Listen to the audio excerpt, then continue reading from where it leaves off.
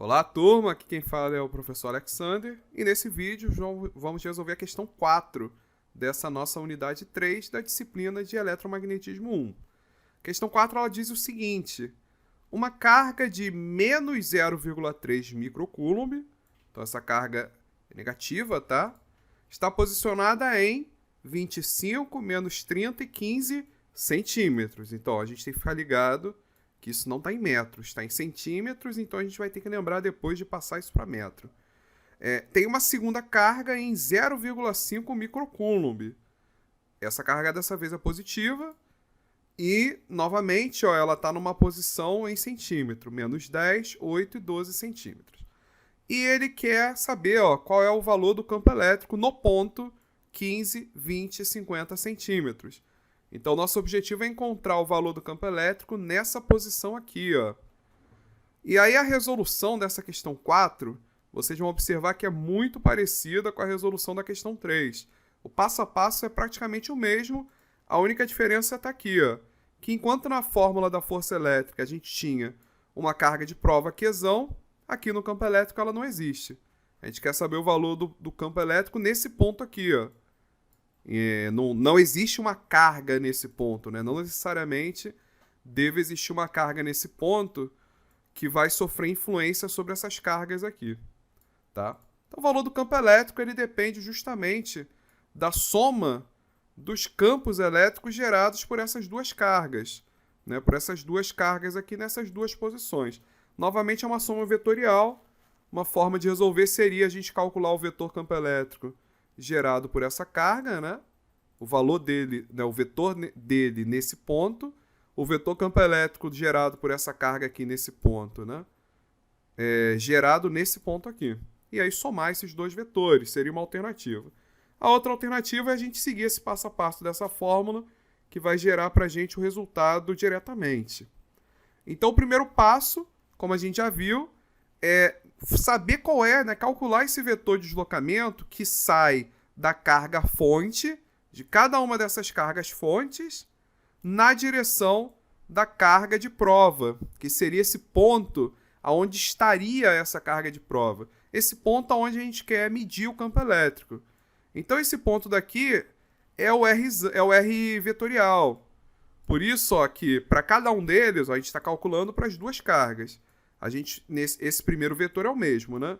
Que representa esse ponto 15, 20 e 50 aqui, que é onde a gente quer medir o nosso campo elétrico. E aqui, menos o R1 vetorial, o R2 vetorial, onde cada um deles representa a posição de cada uma das cargas, tá? 25 menos 30, 15, menos 10, 8, 12. Menos 10, 8, 12. E aí a conta que a gente vai fazer, né?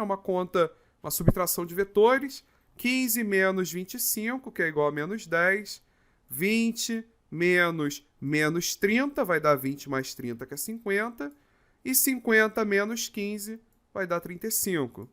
Lembrando, o que a gente vai fazer? Isso daqui está em centímetros. Para a gente passar para metro, a gente precisa dividir cada um desses valores por 100. Então, menos 10 dividido por 100 dá menos 0,1. 50 dividido por 100 dá 0,5. 35 dividido por 100 dá 0,35. Então, esses daqui são os valores, né, já desse nosso vetor de deslocamento, esse nosso vetor R menos R1, em metros, né? Aqui estava em centímetro. Aqui ele já está aparecendo em metros. E aí, fazendo a mesma operação referente agora a outra carga, a gente vai chamar de carga 2, né? Seria 15 menos 10, que é 15 mais 10, que é 25. 20 menos 8, que é 12. 50 menos 12, que é 38. E aí, dividido por 100, vai dar 0,25, 0,12 e 0,38. Lembrando que esse daqui, né, é um vetor e cada um desses termos representa as coordenadas na direção de x, na direção de y e na direção de z desse nosso vetor de deslocamento, tá? E essas coordenadas elas vão naturalmente apresentar depois o valor de cada uma das coordenadas do campo elétrico. Então é graças a esse vetor aqui que a gente vai gerar um vetor, né, na resposta. Porque observa aqui, no termo, isso daqui é uma constante, isso daqui é uma constante, e isso daqui é um vetor. que é justamente esse vetor aqui. Essa multiplicação da constante por esse vetor que vai gerar um vetor, né? Então, esse daqui que gera o vetor, são esses vetores aqui, né, que combinados vão dar um campo elétrico sendo um vetor, que vai dizer para a gente qual é a direção desse campo elétrico. Vai ser justamente esses termos aqui. E aí, né, agora seguindo, né, então a gente fez esse cálculo, obtemos esse termo. O que a gente precisa fazer, então, é substituir nessa fórmula, que é a fórmula do campo elétrico. Como eu falei, é muito parecida com a fórmula da força elétrica. A diferença é o Q lá da força, que aqui no campo elétrico não existe, né? A gente coloca um 1. Aqui a gente está usando uma soma das duas cargas, tá? São duas cargas no problema, por isso que a gente vai fazer essa soma dessas duas cargas. E aí a gente vai chegar nessa linha daqui, ó. Então essa linha daqui, ó, esse início daqui é aquele início padrão, né? 1 dividido por 4 vezes π vezes ε0. 1 dividido por 4 vezes π, o ε0 é 8,85 vezes 10 elevado a menos 12. Vezes. E aí o somatório tem dois termos. O primeiro termo é a primeira carga, ó, que é negativa, ó, lembre-se que ela é menos 0,3 microcoulomb. Lembrando que micro é a mesma coisa que 10 elevado a menos 6. Então ela está aqui, ó, menos 0,3 vezes 10 elevado a menos 6 microcoulombs, né? Por isso que é 0,3 vezes 10 elevado a menos 6 coulomb. Né? O 10 elevado a menos 6 representa o nosso micro. E, da mesma maneira, lá para a segunda carga, a gente colocou aqui o 0,5 microcoulomb, que é 0,5 vezes 10 elevado a menos 6. Então está aqui, ó, 0,5 vezes 10 elevado a menos 6, que é 0,5 microcoulomb. Então a gente tem isso lá do enunciado. Aqui, ó, esse termo daqui, que a gente coloca nesse ponto da fórmula, que é o R menos o R', são justamente as respostas que a gente encontrou, né, os vetores de deslocamento. Então, ó, tem o vetor de deslocamento referente à carga 1, que está aqui, né, esse termo aqui, e aqui está o vetor de deslocamento referente à carga 2, né? Está bem aqui. E aqui embaixo a gente tem o módulo de cada um desses vetores elevado ao cubo, né, que é esse termo daqui da fórmula. O módulo elevado ao cubo. E aí, para fazer o módulo, a gente tem que fazer raiz de menos 0,1 ao quadrado. Então, fazendo menos 0,1 ao quadrado, isso vai dar 0,01 positivo, né? Lembrando que a gente elevar um número ao quadrado, ele sempre vai ser positivo. Fazendo 0,5 ao quadrado, vai dar 0,25 e por aí vai, né? E aí depois você soma, vai chegar no resultado, faz a raiz desse resultado, isso vai dar aproximadamente 0,62.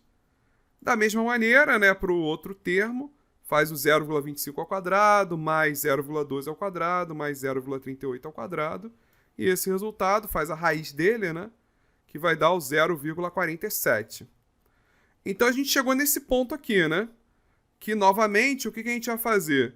Vamos novamente resolver primeiro isso que está dentro do colchete, e depois a gente, né, que vai chegar nesse resultado aqui, e depois a gente resolve o total, tá?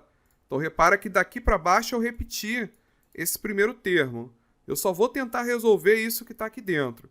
E aí como é que a gente resolve? Qual foi a conta que eu fiz para transformar isso daqui nisso daqui? Então qual é a conta? Basta a gente fazer, ó. Primeiro, vamos fazer para a componente x. Faz menos 0,3 vezes 10 elevado a menos 6, dividido por 0,62 ao cubo, e esse resultado a gente vai multiplicar por menos 0,1. Isso daqui, ó, vai dar a componente x desse pedaço daqui, né, referente a essa carga, mais 0,5 vezes 10 a menos 6, dividido por 0,47 ao cubo, vezes 0,25. Então, quando a gente faz esses dois resultados, né, aqui vai dar menos com menos, dá mais. Então, vai dar, né, 0,3 vezes 0,1, dá 0,03. Né? Então, isso aqui seria 0,03 vezes 10 a menos 6, dividido por 0,62 ao cubo, mais 0,5 vezes 10 a menos 6, vezes 0,25, dividido por 0,47 ao cubo. Esse resultado vai dar 1,33 vezes 10 a menos 6 na direção de x, porque a gente está multiplicando, né, e somando as componentes na direção de x. Então, esse daqui, ó, é o resultado dessa primeira componente, que é a componente na direção de x. Se a gente fizer a mesma coisa agora para a componente na direção de y, quanto que vai dar? Ah, vai dar menos 0,3 vezes 10 elevado a menos 6, dividido por 0,62 ao cubo, vezes a componente y, que é 0,5, mais 0,5 vezes 10 a menos 6 dividido por 0,47 ao cubo, vezes 0,12. Então, esse resultado vai dar menos 5,15 vezes 10 elevado a menos 8 na direção de y, porque a gente está considerando as componentes y. E, finalmente, para calcular a componente z, a gente vai fazer o menos 0,3 vezes 10 elevado a menos 6 dividido por 0,62 ao cubo, vezes 0,35. Então, esse resultado daqui a gente multiplica por 0,35, mais 0,5 vezes 10 elevado a menos 6, dividido por 0,47 ao cubo, vezes 0,38.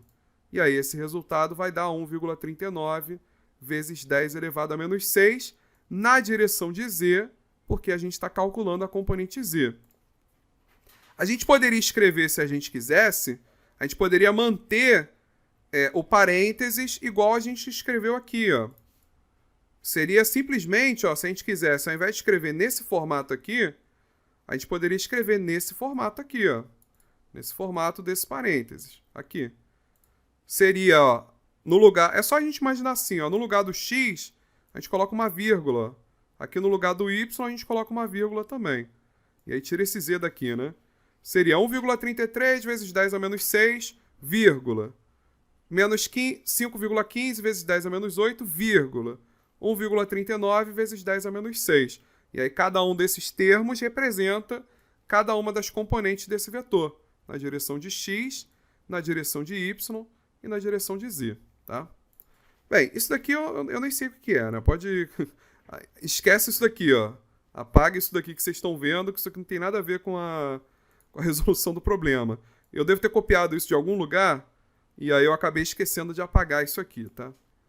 Então, ó, daqui a gente vai para a linha de baixo. E aí o que a gente vai ter que fazer agora? Agora a gente vai ter que fazer essa conta daqui, ó. 1 dividido por 4π vezes 8,85 vezes 10 a menos 12. Isso daqui vai dar um resultado. E aí, esse resultado desse termo daqui, a gente vai multiplicar pelo termo em x, na direção de x, pelo termo na direção de y e pelo termo na direção de z. E aí, por isso, ó, que quando a gente faz essa conta, se a gente pegar esse resultado daqui e multiplicar por 1,33 vezes 10 a menos 6, isso vai dar 11,96 na direção de x, né? Se a gente pegar esse resultado dessa conta e multiplicar por menos 5,15 vezes 10 elevado a menos 8, isso vai dar menos 0,46. E se a gente pegar esse resultado e multiplicar por 1,39 vezes 10 a menos 6, isso vai dar 12,5. Na verdade, isso vai dar... Todos esses resultados, pelo que eu estou vendo aqui, ó, porque tem 1 quilo aqui, né? Vai dar 11,96 vezes 10 elevado a 3. Seria 11.960 e alguma coisa. Então, aqui eu coloquei um K, porque existe um termo 10 elevado a 3 que a gente pode extrair desses termos todos aqui, ó. É uma maneira da gente reescrever essa resposta, tá? Então, isso aqui provavelmente deve dar 11.900 alguma coisa. Isso daqui deve dar 460 e pouco. E isso daqui deve dar 12.500 e alguma coisa. E aí, por isso que, colocando esse quilo em evidência, que é o 10 a 3, para colocar o 10 a 3 em evidência, que é o quilo, a gente tem que dividir tudo por 1.000, né? Dividir tudo por 10 a 3. E aí chega nesse resultado que aparece aí. 11,96 na direção de x, menos 0,46 na direção de y, mais 12,5 na direção de z, quilo, que significa 1.000, né? Volts por metro, que é a unidade de campo elétrico. Portanto, a alternativa correta é a letra C. tá? E aí, como eu comentei com vocês, lembrando que isso poderia estar também naquele formato em parênteses. A resposta poderia estar assim, ó. Abre parênteses, 11,96, vírgula, menos 0,46, vírgula, 12,5, fecha parênteses, quilovolts por metro. Então poderia estar nesse formato também, que representa a mesma coisa que está nesse formato dessa resposta. Tá bom? Então fechamos esse vídeo. Nos vemos no próximo vídeo. Valeu!